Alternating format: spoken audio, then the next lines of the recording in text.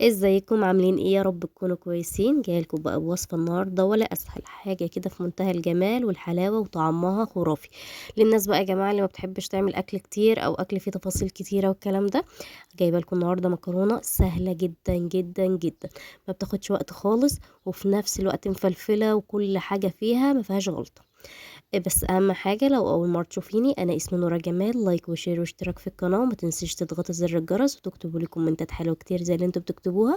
كمان ما تنسوش تكتبوا لي اسمكم وتقولوا لي انتوا منين عشان ارحب بيكم بطريقتي. يلا بقى نسمي الله. ومعايا اول حاجه حطيت حله كده على النار، حطيت فيها معلقتين من الزيت على معلقه من السمنه، ممكن معلقه زبده وممكن معلقه سمنه عادي، ممكن ما تحطيش غير زيت بس زي ما انت تحبي، يعني هي السمنه بس بالطعم. لكن مش بتضيف حاجة يعني، فعادي انت تحبي تضيفيها ضيفيها، مش حابة خلاص. بعد كده هنزل بقى معايا كيلو مكرونة. هنزل بعد ما الزيت والسمنة كده سخنوا، هنزل عليها بالمكرونة وافضل اقلب فيها لحد ما تاخد لون. مش هسيبها إلا لما تاخد لون، ما ينفعش تبعدي عنها خالص ايديكي إلا لما تاخد لون، علشان المكرونة من النوع اللي بتحرق على طول، فهتلاقي واحدة واحدة، وده مش احنا مش حابينه في الوصفة بتاعتنا. لازم تخليها تاخد لون كده معاكي بالشكل اللي انتوا شايفينه ده، اخدت لون اهي. بفضل اقلب بقى فيها، لو عايزه درجتها افتح مفيش مشاكل، لو عايزه درجتها اغمق كمان برضو مفيش مشاكل. حطيت 2 من مرقه دجاج. ممكن تحطي شوربه اللي هي مرقه عاديه، زي ما انت تحبي يعني، لو مش حابه تحطي مرقه دجاج، زي ما انت عايزه.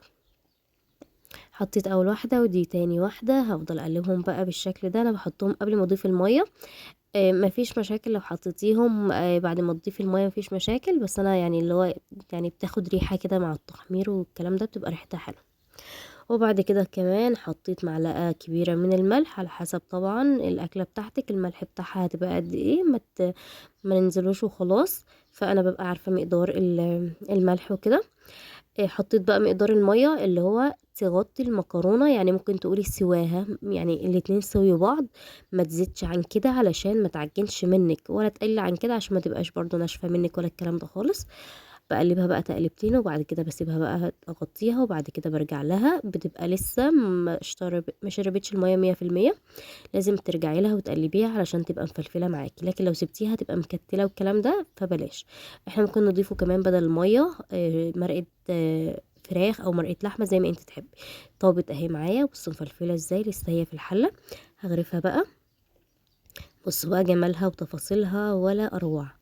حاجة كده في منتهى الجمال وحلوة قوي، يعني كمان مش بس تنفع على غدا او فطار رمضان ولا الكلام ده، لا كمان ممكن انت جعانة بالليل ممكن تعمليها، هتحبيها جدا جدا جدا. وما خدتش مننا وقت خالص ولا اي حاجة خالص، 3 دقايق بالظبط هتلاقيها جاهزة.